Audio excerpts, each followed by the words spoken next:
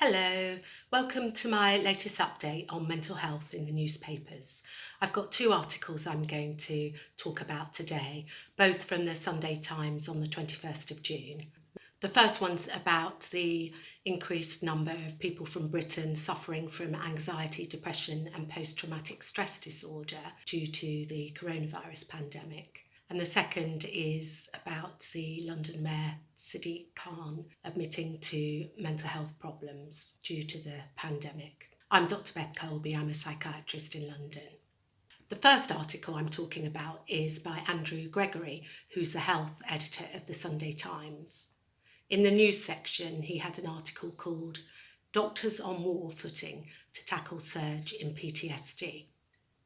The subheading is "GPs treating COVID-related mental illness are taking tips from the army." Dr Martin Marshall is the chairman of the Royal College of General Practitioners.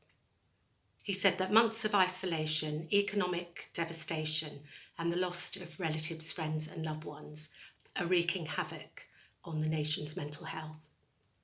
More than 50,000 doctors are being trained to detect symptoms of post-traumatic stress disorder. This guidance has been drawn up by Dr Jonathan Leach, who is a retired Army colonel. He has supported thousands of veterans with post-traumatic stress disorder. The other two main contributors to the guidance are Professor Neil Greenberg from the Royal College of Psychiatrists and Dr Dirk Pillack, the Medical Director for e-learning from the Royal College of General Practitioners. Dr Martin Marshall said that the Royal College of General Practitioners is predicting a huge surge in mental health problems, not only from the millions of people who already suffer from anxiety and depression and other mental illnesses, but from people who have previously had no history of mental illness.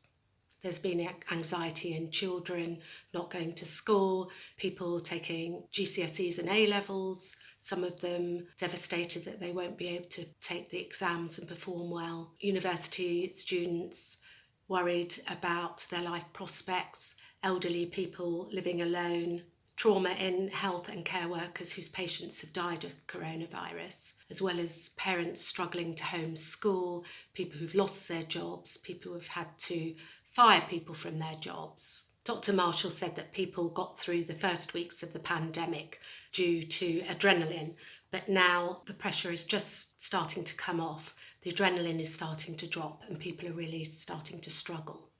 A massive concern has been the impact of COVID-related deaths on hundreds of thousands of people who have lost loved ones.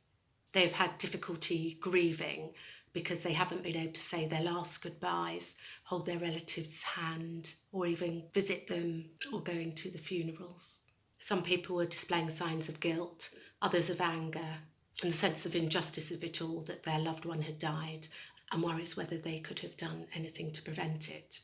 Dr Marshall said that he had very significant anxiety about the availability of mental health services for the population, as well as being concerned about those who already suffer from mental health problems, the new people who have started to suffer, including a city boss who became depressed and was started on antidepressants following firing a third of his staff. The second article I'd like to talk about is also from the news section of the Sunday Times on the 21st of June. It was written by Rosamund Irwin and it's entitled "Tackling the Virus Has Left Me in Tears," says Mayor.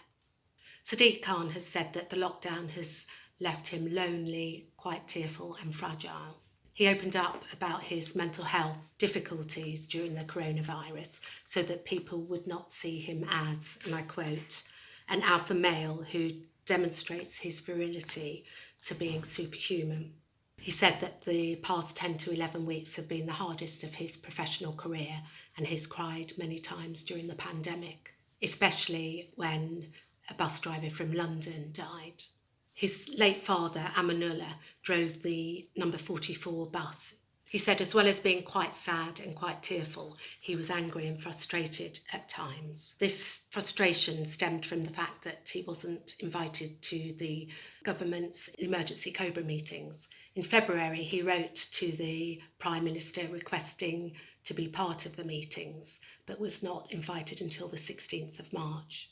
He feels as though he was left in the dark deliberately. Thank you for listening. The 2 articles on mental health during coronavirus in the Sunday Times newspaper. Thank you for listening. Bye for now.